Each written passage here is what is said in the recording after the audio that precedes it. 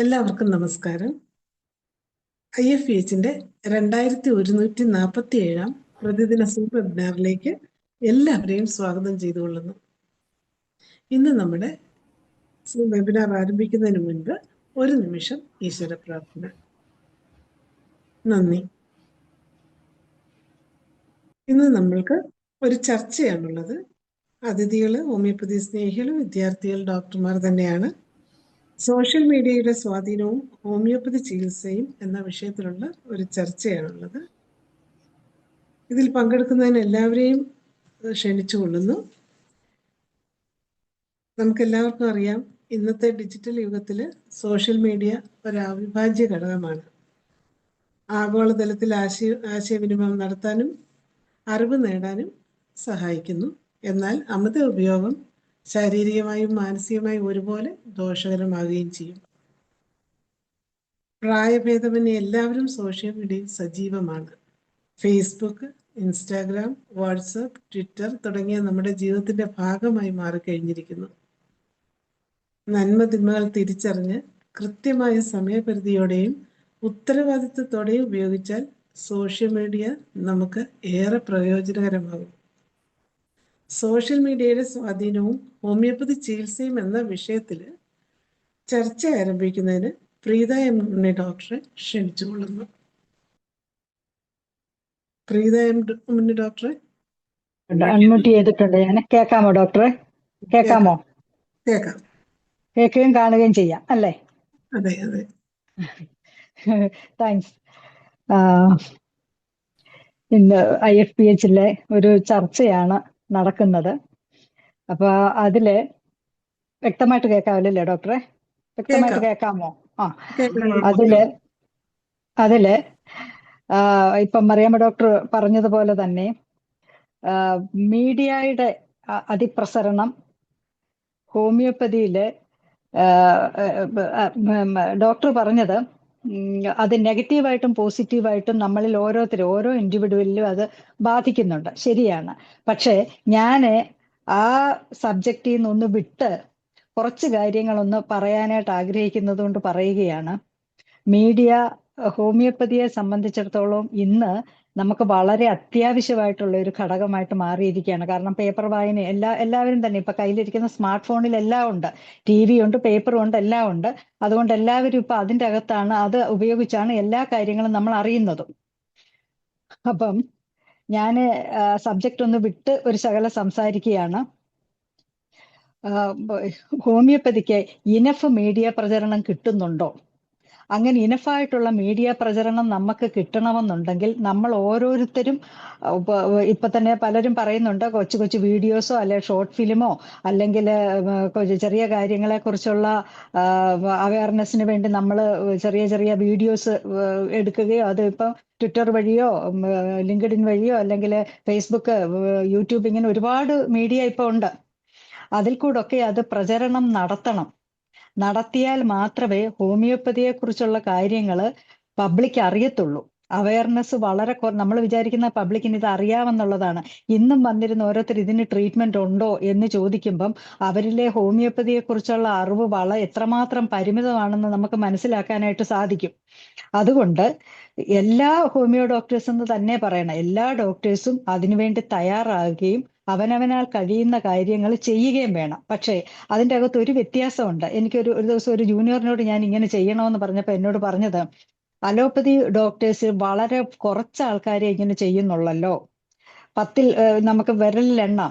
Homeopathy doctors ആണല്ലോ ഇത് കൂടുതലും ചെയ്യുന്നത്. കാരണം അലോപ്പതി ഡോക്ടേഴ്സ് ഭൂരിഭാഗവും വർക്ക് ചെയ്യുന്ന വലിയ ഹോസ്പിറ്റലിലാണ്.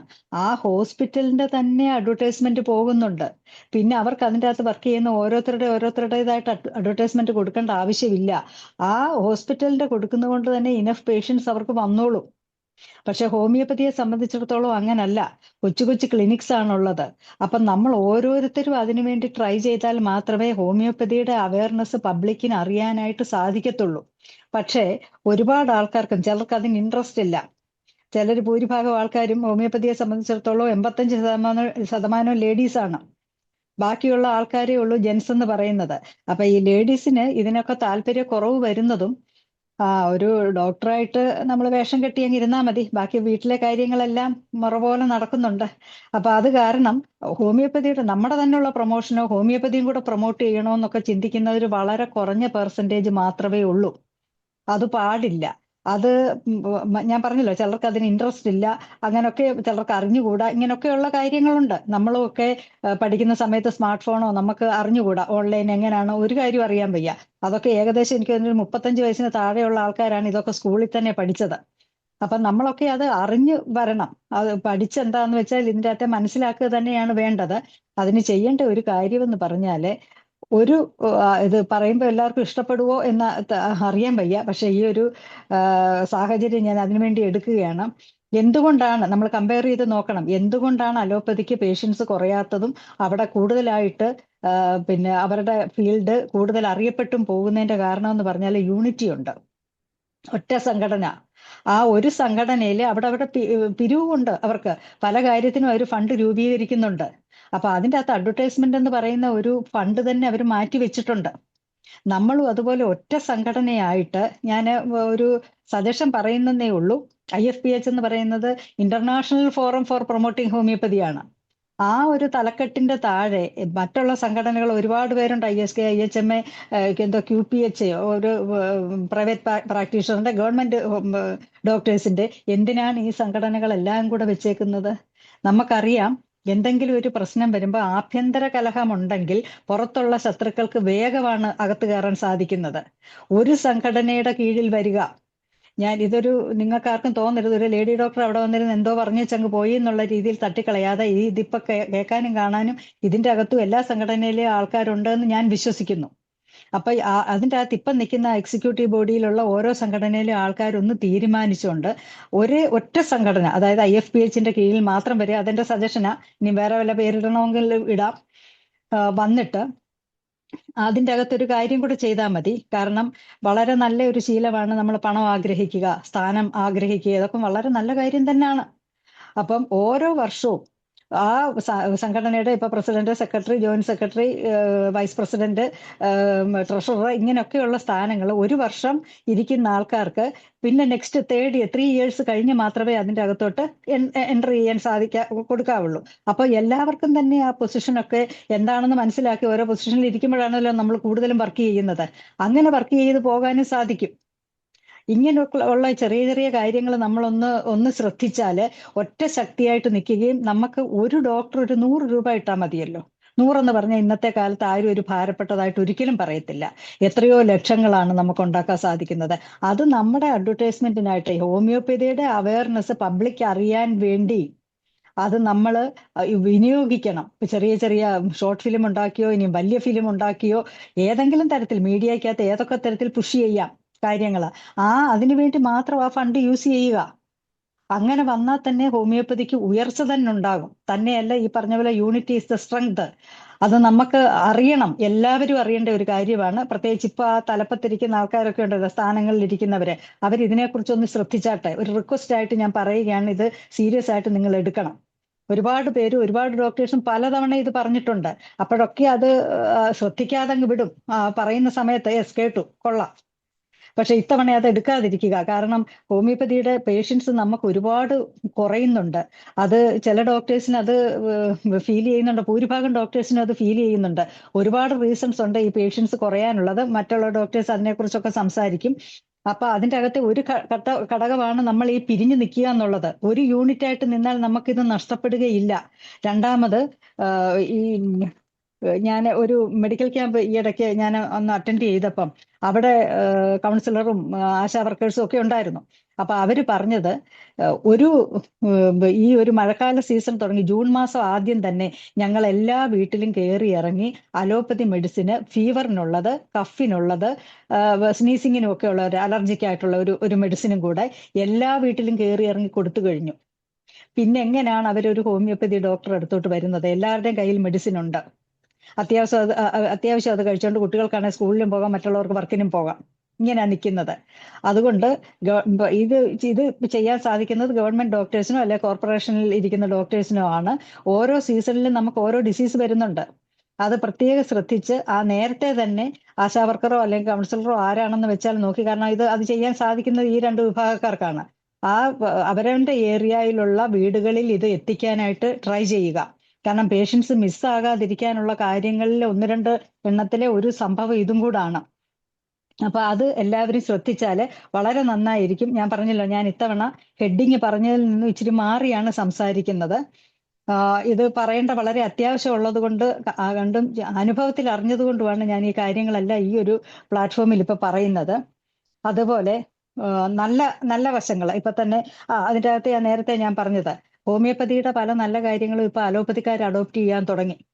കോൺസ്റ്റിറ്റ്യൂഷണൽ മെഡിസിൻ ഇല്ല, കോൺസ്റ്റിറ്റ്യൂഷണൽ മെഡിസിൻ ഇല്ല, കോൺസ്റ്റിറ്റ്യൂഷണലി ആണ് ട്രീറ്റ് ചെയ്യുന്നത്. ഇപ്പൊ അവർക്കൊരു പ്രത്യേക ഒരു ടെസ്റ്റ് ഉണ്ട്, ജീനോതെറാപ്പിയോ എന്തോ, അത് എടുത്ത ഒരു കോസ്റ്റ്ലി ആണത്. അത് നോക്കിയിട്ട് ആ ജീനിൽ കൂടെ എന്തൊക്കെ ഡിസീസ് വരാൻ സാധിക്കും, എങ്ങനെയൊക്കെയാണ് അത് അവരിൽ വരുന്നത് എന്ന് കണ്ടുപിടിച്ച് കോൺസ്റ്റിറ്റ്യൂഷണൽ മെഡിസിൻ ആണ് ഞങ്ങൾ കൊടുക്കുന്നത്. അതേ രീതിയിൽ പണ്ടൊക്കെയുള്ള സമയത്ത് നമ്മളൊരു അലോപ്പതി ഡോക്ടറുടെ അടുത്ത് പോകുകയാണെന്നുണ്ടെങ്കിൽ അവിടെ ഇരുന്ന് രോഗം പറഞ്ഞു കഴിഞ്ഞാൽ അവർ മരുന്ന് എഴുതും. ഇത് എന്തിനുള്ള മരുന്നാണ്, പെയിനാണോ അതോ ഗ്യാസ്ട്രിക് കംപ്ലൈന്റ്, ഒന്നും പറയാനോ ചോദിക്കാനോ പറ്റത്തില്ല. ഇന്ന് അതല്ല, അവര് വളരെ വളരെ ഫ്രണ്ട്ലി ആയിട്ടാണ് വരുന്ന പേഷ്യൻസിനോട് കാര്യങ്ങൾ പറഞ്ഞു കൊടുക്കുന്നത്. ഈവൻ ചുമ നിങ്ങളുടെ ഇങ്ങനാണോ എന്ന് പറഞ്ഞ് ചുമച്ച് വരെ കാണിക്കും. അത്രമാത്രം അവര് ഫ്രണ്ട്ലി ആയി കഴിഞ്ഞു. അതുകൊണ്ട് നമ്മളും ഈ പറഞ്ഞതുപോലെ ഞാൻ അഡോപ്റ്റ് ചെയ്യണമെന്ന് പറയുന്നതിന്റെ ഒന്നാമത്തെ കാര്യം ആ യൂണിറ്റിയാണ്, ഒന്നിച്ചുള്ള നിപ്പ്. അതുപോലെ തന്നെ പരസ്പരം ഒരു തരത്തിലും അവർ കുറ്റപ്പെടുത്തത്തില്ല, അറിയാൻ ചെയ്യുന്നത് ഇങ്ങനാണെങ്കിലും. പിന്നെ മൂന്നാമത്തെ അടുത്ത ഒരു കാര്യമെന്ന് പറഞ്ഞാല്, ഒരു അലോപ്പതി ഡോക്ടറെ അടുത്ത് അവര് ട്രീറ്റ് ചെയ്തുകൊണ്ടിരുന്നാല് ഇത് കൈ നിൽക്കത്തില്ല എന്നായാൽ വേറെ ഒരു അലോപ്പതി ഹോസ്പിറ്റലിലോട്ടാണ് വിടുന്നത്. അപ്പൊ അവർക്ക് പേഷ്യന്റിന് മിസ്സാകുന്നില്ല, ഇതേ മരുന്ന് അവിടെ കൊടുക്കുന്നത്, എന്നാലും മിസ്സാകത്തില്ല. അതിനേക്കാളും ഇച്ചിരി ഡോസ് കൂട്ടിക്കൊടുത്ത് എങ്ങനെയെങ്കിലും അത് കുറച്ചെടുക്കാനായിട്ട് അവർ നോക്കും. അതുപോലെ തന്നെ നമ്മൾ ചെയ്യേണ്ട ഒരു കാര്യം, നമുക്ക് അത് ഫസ്റ്റ് വന്നു തേർഡ് ഡേയോ ഫോർത്ത് ഡേയോ ഒരു റിവ്യൂ വെച്ച് നമ്മുടെ കയ്യിൽ ഒതുങ്ങത്തില്ലെങ്കിൽ പല ഡോക്ടേഴ്സും ഉണ്ട്, ഓരോരോ കാര്യങ്ങൾക്ക് എക്സ്പെർട്ടായിട്ട് തന്നെ ചെയ്യുന്ന ഡോക്ടേഴ്സ് ഉണ്ട്. ഇൻഫെർട്ടിലിറ്റിക്ക് ആണെങ്കിലും പിന്നെ സ്കിന്നിന്റെ കംപ്ലൈന്റ് ആണെങ്കിലും ഇങ്ങനെ ഓരോന്നായിട്ട് നല്ല എക്സ്പെർട്ടായിട്ട് ചെയ്യുന്ന ഡോക്ടേഴ്സ് ഉണ്ട്. അവരുടെ അടുത്തേക്ക് മാത്രമേ ആ പേഷ്യന്റിനെ വിടാവുള്ളൂ. കാരണം ഒന്ന് ഹോമിയോപ്പതി കഴിച്ച് അതൊന്ന് വേഴ്സായി അവർ അലോപ്പതി ഹോസ്പിറ്റലിൽ പോയാൽ തിരിച്ചു പിന്നെ ഹോമിയോപ്പതിയിലേക്ക് വരില്ല. എത്ര നമ്മൾ നിർബന്ധിച്ചാലും നിങ്ങൾ വാ ഒരു തവണ കൂടെ ട്രൈ എന്ന് പറഞ്ഞാൽ പോലും അവർ വരത്തില്ല. കാരണം യോഗ ചെന്ന് ഒരു 2 വർഷം കൊണ്ട് അങ്ങേ അറ്റമായിട്ട് ഇനി ഞങ്ങൾ ആ ഒരു ഫീൽഡിൽ ആ ഒരു സിസ്റ്റത്തിലേ ചവിട്ടത്തില്ല, അങ്ങനെയാണ്. അപ്പൊ ഇങ്ങനൊക്കെയുള്ള നല്ല കാര്യങ്ങൾ നമുക്ക് അപ്പുറത്തുനിന്ന് നമ്മുടെ കാര്യം അങ്ങോട്ട് അഡോപ്റ്റ് ചെയ്തിപ്പോ എടുത്തേക്കുകയാണ്, അതുപോലെ ഇപ്പുറത്തോട്ടും നമുക്ക് എടുക്കാം. അതുകൊണ്ട് ഇങ്ങനൊക്കെയുള്ള ചില കാര്യങ്ങൾ ടോട്ടൽ എല്ലാ ഡോക്ടേഴ്സും, എല്ലാ ഹോമിയോപ്പതി ഡോക്ടേഴ്സും വളരെ ശ്രദ്ധയോടുകൂടി ചിന്തിച്ച് ചെയ്യേണ്ട ഒരു കാര്യമാണ്. അതുപോലെ വർക്ക് ചെയ്യുന്ന അവസരത്തിൽ അവിടെ തന്നെ ഇത്ര അവേഴ്സ് നമ്മൾ വെച്ചാൽ മോർണിംഗിൽ 8 തൊട്ട് 12 മണിയോ അല്ലെ 1 മണി വരെയാണെങ്കിൽ ആ ഒരു പ്രാക്ടീസ് ചിലപ്പം ഇടയ്ക്ക് പേഷ്യൻസ് നമുക്ക് കാണത്തില്ല. പക്ഷെ ആ ക്ലിനിക്കൽ പലരും വീട്ടിൽ പ്രാക്ടീസ് ചെയ്യുന്നവർക്ക് അത് പറ്റുന്നത്. ആ പേഷ്യന്റ് തീർന്നു കഴിയുമ്പോൾ നമ്മൾ മറ്റുള്ള ജോലിക്കായിട്ട് പോവുക, ഒരിക്കലും അത് പാടില്ല. നമ്മൾ വെക്കുന്ന അവേഴ്സിൽ ആ വരുന്ന പേഷ്യൻസിനെ വളരെ കീനായിട്ട് ഒബ്സർവ് ചെയ്ത് അവർക്ക് വേണ്ട അവയർനെസ് കൂടെ കൊടുക്കാതെ എല്ലാ മെഡിസിനും ഇപ്പോഴും അവർ ചോദിക്കും അതിന് മരുന്നുണ്ടോ ഇതിന് മരുന്നുണ്ടോ, അതിന് വേണ്ട അവയർനെസ് കറക്റ്റായിട്ട് ആ പേഷ്യൻസിനെ പറഞ്ഞ് മനസ്സിലാക്കുക, എല്ലാവരെയും പറ്റിയില്ലെങ്കിൽ. പിന്നെ ഈ മീഡിയയിൽ കൂടെ നമുക്ക് ഒരുപാട് കാര്യങ്ങൾ അവയർനെസ് കൊടുക്കാനായിട്ട് സാധിക്കും.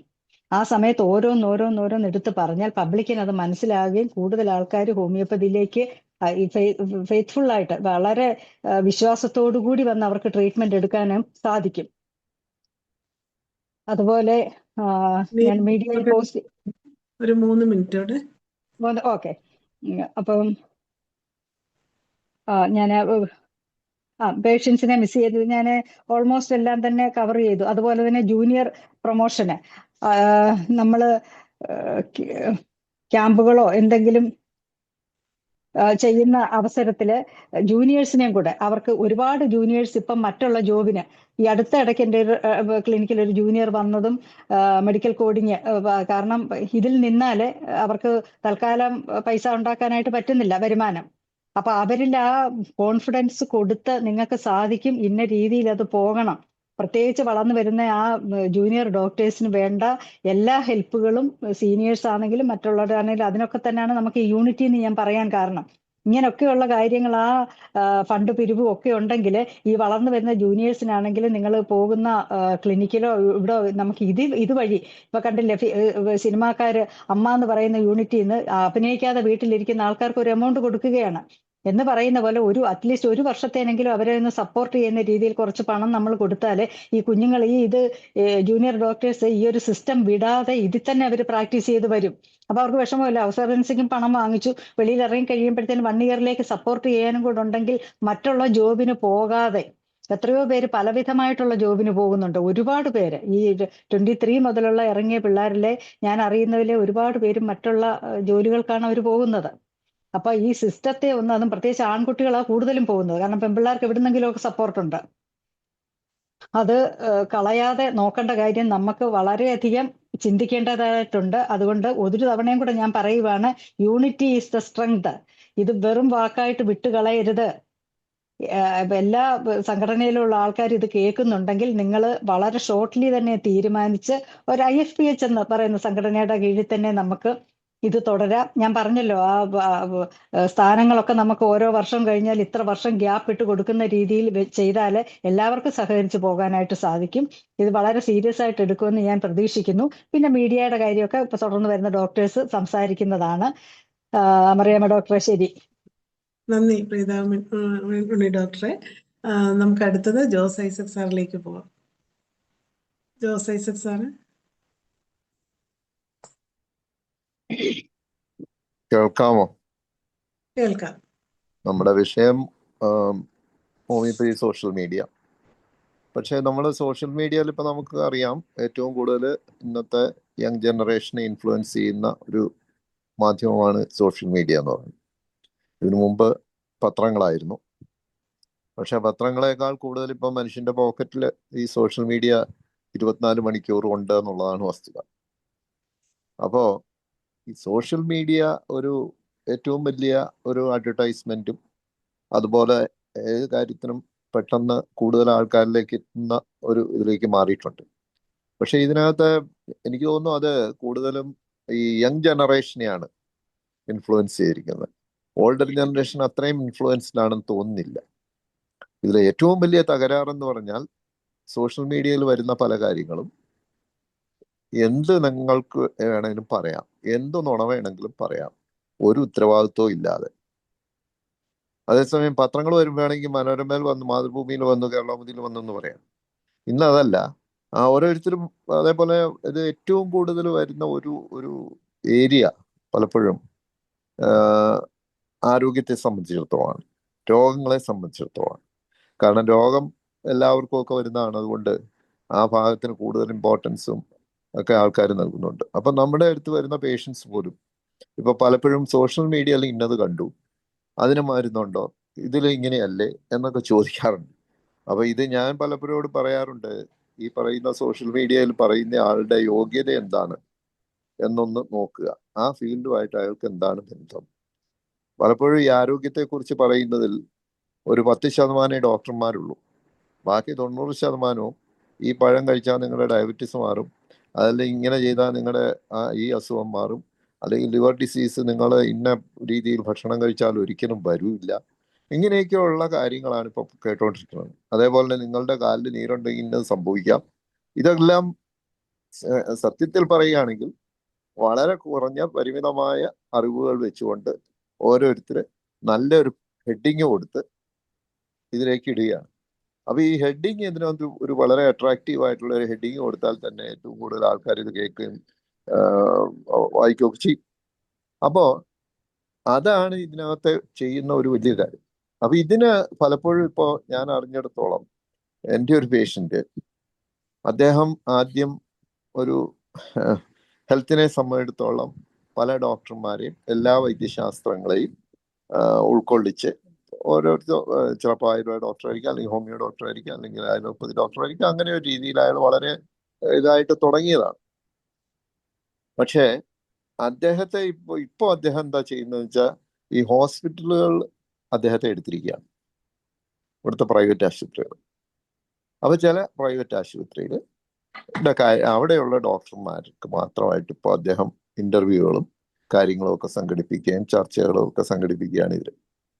അപ്പോൾ ഇതിന്റെ സംഭവം എന്താന്ന് വെച്ചാൽ, ഇദ്ദേഹം ഒരു പരിധിക്ക് മുകളിലേക്ക് അതിന്റെ വ്യൂവർഷിപ്പ് വന്നു എന്ന് കണ്ടപ്പോൾ ഇവിടുത്തെ ചില കോർപ്പറേറ്റ് ഹോസ്പിറ്റലുകൾ അദ്ദേഹത്തെ വിലക്കെടുക്കുകയും അവരുടെ ഡോക്ടർമാരുടെ കുറിച്ച് സ്ഥിരമായി ഇത് എന്തെങ്കിലും ഇന്റർവ്യൂകളോ എന്തെങ്കിലും അവരുടെ അനുഭവങ്ങളോ കാര്യങ്ങളോ ഒക്കെ പ്രൊജക്റ്റ് ചെയ്യാനും ഇന്റർവ്യൂ നടത്താനും ഒക്കെ ആയിട്ട് അദ്ദേഹത്തെ ഇപ്പോൾ ഏതാണ്ട് ഒരു ശമ്പളത്തിന് നിർത്തിയിരിക്കുന്ന അവസ്ഥയിലെത്തി.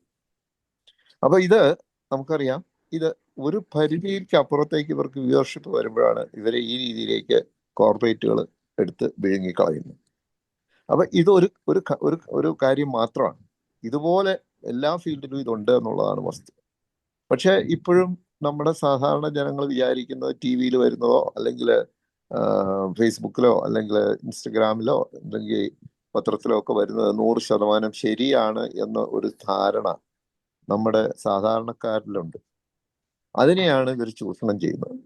അപ്പോൾ ഇപ്പോൾ ഉള്ള സോഷ്യൽ മീഡിയയുടെ കുറെ ഗുണങ്ങളുണ്ട്, പക്ഷെ അതിന്റെ നെഗറ്റീവ് ഭാഗങ്ങളാണ് ഇപ്പൊ കൂടുതലും വരുന്നത്. അതുപോലെ തന്നെ നമ്മൾ കൂടുതൽ ആൾക്കാർ കാണുന്ന കാര്യങ്ങൾ നോക്കിക്കഴിഞ്ഞാൽ അതും നെഗറ്റീവായിട്ടുള്ള കാര്യങ്ങളാണ് കാണാൻ ഇഷ്ടപ്പെടുന്നത്. അപ്പോൾ നെഗറ്റീവായിട്ടുള്ള കാര്യങ്ങൾ പറയുക, അതും അല്ലെങ്കിൽ മനുഷ്യരെ അത്ഭുതപ്പെടുത്തുന്ന എന്തെങ്കിലും പറയുക. പക്ഷെ പലപ്പോഴും ആ കണ്ടന്റും അതിന്റെ ഹെഡിങ്സുമായിട്ട് യാതൊരു ബന്ധം പോലും ചിലപ്പോൾ കാണിയല്ല. ഞാൻ പലതും കണ്ടിട്ടുണ്ട്. അതുപോലെ ഒരു ബന്ധവും ഇല്ല, പക്ഷെ ആൾക്കാരെ അട്രാക്ട് ചെയ്യാൻ വേണ്ടിയിട്ട് ഒരു ക്യാപ്ഷൻ അത് കൊടുക്കുക, അതേസമയം അതിന്റെ അതുമായിട്ട് ഒരു ബന്ധവും ഇല്ലാത്ത വേറെ കാര്യങ്ങൾ പറയുക, ഇങ്ങനെ പോകുന്നു. Blogger influencer. അപ്പൊ ഇതെല്ലാം ഇത് എനിക്ക് തോന്നുന്നത് കുറച്ചുകൂടെ മുന്നോട്ട് പോകുമ്പോൾ ഇതിന്റെ വിശ്വാസ്യത എന്തുണ്ട് എന്നുള്ളതിനെ കുറിച്ച് ആൾക്കാർക്ക് ഒരു ബോധ്യം വരും. അതുവരെ വെയിറ്റ് ചെയ്യേണ്ടി വരും. അത് പക്ഷേ നമുക്കൊരു സംഭവം എന്താണെന്ന് വെച്ചാൽ, ഹോമിയോപ്പതിയെ സംബന്ധിച്ചിടത്തോളം ഹോമിയോപ്പതി സോഷ്യൽ മീഡിയ വേണ്ട രീതിയിൽ ഉപയോഗിക്കുന്ന എത്ര പേരുണ്ടോ എന്ന് ചോദിച്ചാൽ ആരും തന്നെ ഇല്ല എന്ന് തന്നെ പറയേണ്ടി വരും. ഒരുപക്ഷെ ഒരു 5 പേരെങ്കിലും കാണുമായിരിക്കും. പക്ഷെ അതാണ് നമ്മുടെ ഒരു എപ്പോഴും ഈ പുതിയ പുതിയ വരുന്ന കാര്യങ്ങളെ അഡോപ്റ്റ് ചെയ്യാനും. നമ്മുടെ ലൈക്കോപോഡിയത്തെ കുറിച്ച് കെന്റ് പറഞ്ഞിട്ടുണ്ട്. അദ്ദേഹത്തിന്റെ ലെക്ചറിൽ പറയുന്നുണ്ട്, പുതിയ കാര്യങ്ങൾ വരുമ്പോൾ അതിനോടൊരു വിമുഖത കാണിക്കുക എന്നുള്ളതാണ് ലൈക്കോപോഡിയത്തിന്റെ ഒരു. അപ്പോ ആ ഒരു കോൺസ്റ്റിറ്റ്യൂഷൻ അങ്ങനെ ഒരു പ്രശ്നമുണ്ട്. പക്ഷെ പിന്നീട് അവരത് ടേക്കപ്പ് ചെയ്താൽ അതിൽ അവർ വളരെ നന്നായിട്ട് ശോഭിക്കുകയും ചെയ്യും. അപ്പൊ ഇങ്ങനെ ഒരു പ്രശ്നം കിടപ്പുണ്ട്. നേരത്തെ ഡോക്ടർ പ്രീത ഉണ്ണി പറഞ്ഞതുപോലെ നമ്മുടെ പുതിയ ജനറേഷൻ എന്ന് പറഞ്ഞാൽ ഇപ്പൊ കോളേജ് പഠിക്കുന്നവരും കോളേജ് പാസ്സായി ഒരു 5 വർഷം ആയവരും, ഈ പുതിയ ജനറേഷൻ ഇതിനകത്ത് പലപ്പോഴും മാറി നിൽക്കുക എന്നുള്ളതാണ് സത്യം.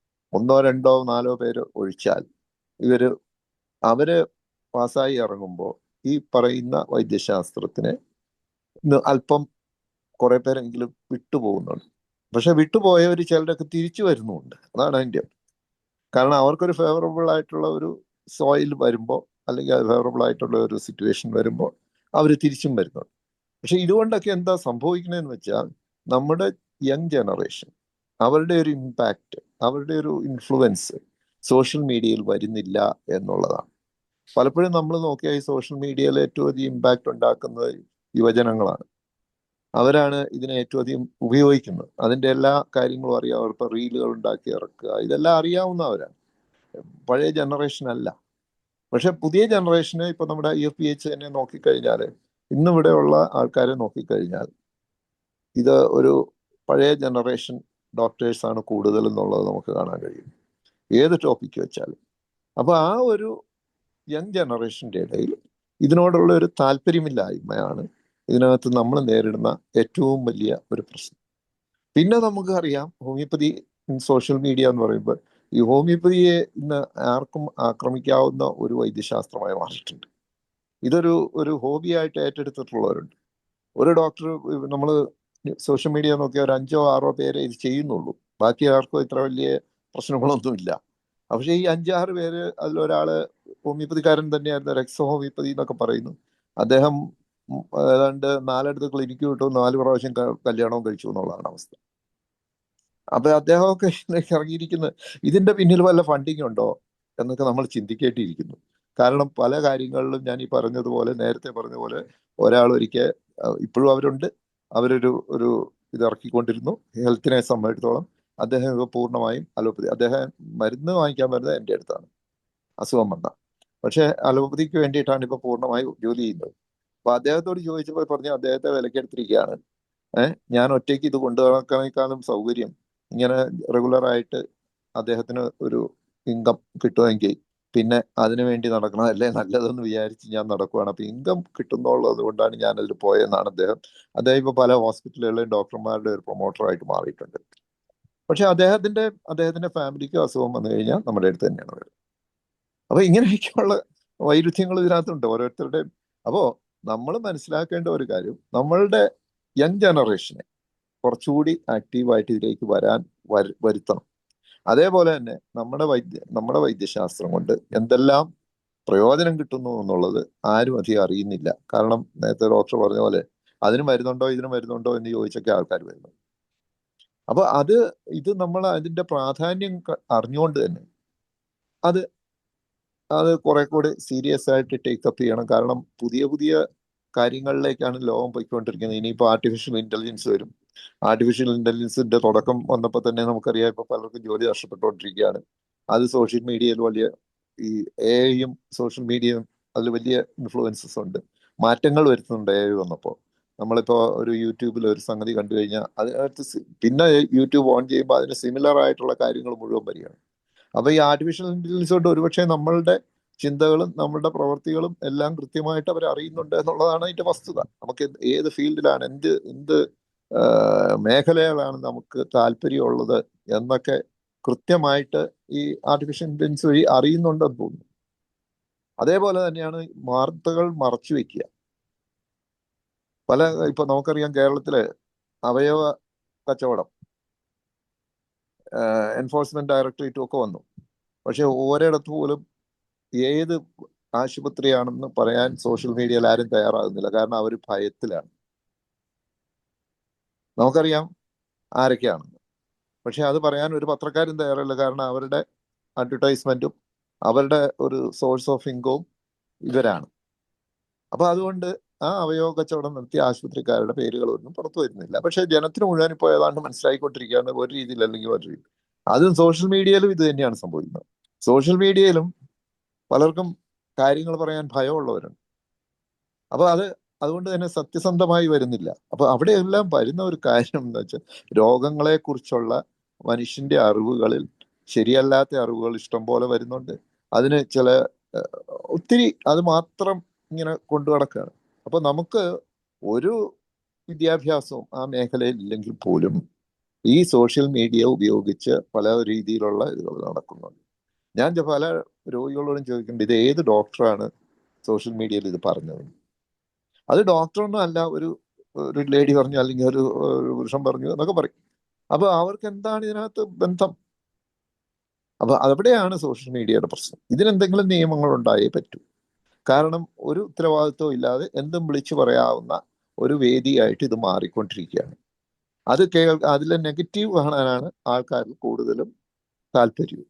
അപ്പൊ ഇതിന് നമ്മുടെ ഗവൺമെന്റോ നമ്മുടെ ഇന്ത്യ ഗവൺമെന്റ് തന്നെ ഇപ്പൊ കൊണ്ടുവന്നിട്ടുണ്ട്. കാരണം പല വലിയ വലിയ ആൾക്കാരെ കുറിച്ചും ഒക്കെ വളരെ തെറ്റായ മോശമായ രീതിയിലൊക്കെ സംഗതികൾ പറയാൻ തുടങ്ങിയപ്പോ ഇപ്പോ അതിനെതിരെ നിയമങ്ങൾ ഉണ്ടായിക്കൊണ്ടിരിക്കുകയാണ്. ഇതിനെ സ്ട്രിക്റ്റ് ആയിട്ട് ഇതിനെ സത്യവും ശരിയും തെറ്റും ഒക്കെ നിർവചിക്കാനും ഒക്കെ കഴിയുന്ന രീതിയിലുള്ള പുതിയ നിയമങ്ങൾ ഉണ്ടായേ പറ്റൂ. പുതിയ കാര്യങ്ങൾ വരുമ്പോൾ പുതിയ നിയമങ്ങൾ ഉണ്ടാകണം.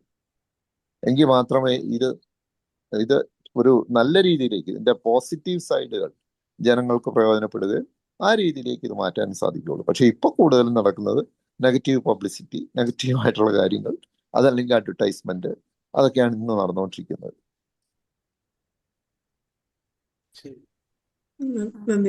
നന്ദി ഈസ സാറേ. ഇനി അടുത്തത് നമുക്ക് മനോജ് ഡോക്ടറിലേക്ക് പോകാം. നന്ദി അറിയാം ഡോക്ടർ. എന്തായാലും ഇങ്ങനെ ഒരു വിഷയം അവതരിപ്പിച്ച് വളരെ ഇൻട്രസ്റ്റിംഗ് ആയിട്ട് തോന്നി. എനിക്ക് തോന്നുന്നത് ഈ സോഷ്യൽ മീഡിയ എന്ന് പറയുമ്പോൾ ഇവിടെ ഉദ്ദേശിക്കുന്നത് സോഷ്യൽ മീഡിയ ഉണ്ടാക്കുന്ന ദോഷത്തെ കുറിച്ചാണോ അതോ ഹോമിയോപ്പതി എങ്ങനെ ബാധിക്കുന്നു എന്നുള്ളതാണ് ഒരു ആംബിഗസ് ആയിട്ട് വായിക്കാൻ തോന്നുന്നത്. സോഷ്യൽ മീഡിയയുടെ സ്വാധീനവും ഹോമിയോപ്പതി ചികിത്സ എന്നാണ്. രണ്ടു തരത്തിൽ അത് കാണാം. ഇപ്പൊ എനിക്ക് തോന്നിയ ഒരു അവസ്ഥ വെച്ചാൽ സോഷ്യൽ മീഡിയ ഉപയോഗിച്ചിട്ടുണ്ടാകുന്ന പ്രശ്നങ്ങൾ ഇപ്പൊ ലേറ്റസ്റ്റ് ആയിട്ട് WHO പറയുന്നത് ഈ സോഷ്യൽ മീഡിയയുടെ ഉപയോഗം അത് കുട്ടികളുടെ രോഗമായിട്ടാണ് ഇപ്പോൾ പറയുന്നത്. ചൈൽഡ് ഹെൽത്ത് ഇഷ്യൂ എന്നാണ് പറയുന്നത്, ഒരുപാട് ഉപയോഗിച്ചിട്ട്. അപ്പൊ അതിനകത്ത് ഏതാണ്ട് എത്ര 2 hours കൂടുതലാണ് 74% ആൾക്കാർ എക്സ്ട്രാ ഇതായിട്ടുള്ള അക്കാഡമിക് ആയിട്ട് ഉപയോഗിക്കുന്നത് പറയുന്നുണ്ട്.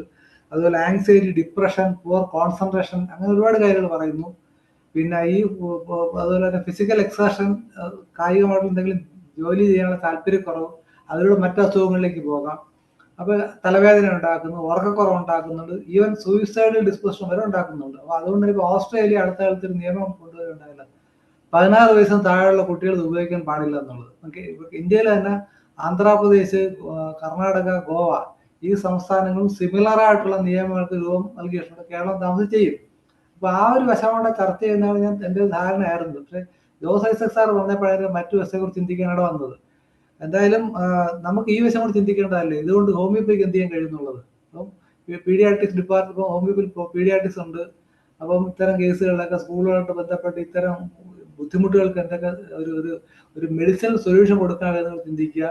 അതോടൊപ്പം നേരത്തെ പ്രിയ ഡോക്ടർ പറഞ്ഞ ഒരു വശം, അത് വേറൊരു ടോപ്പിക്കാണ് എനിക്ക് തോന്നുന്നത്. അതായത് ഈ യങ് ജനറേഷനെ എങ്ങനെ ഉയർത്തിക്കൊണ്ട് വരാമെന്നുള്ളത്. പക്ഷെ അവിടെ ജോസഫ് അത് പറഞ്ഞ പോലെ സാറ് പറഞ്ഞ കാര്യം, താല്പര്യമില്ല.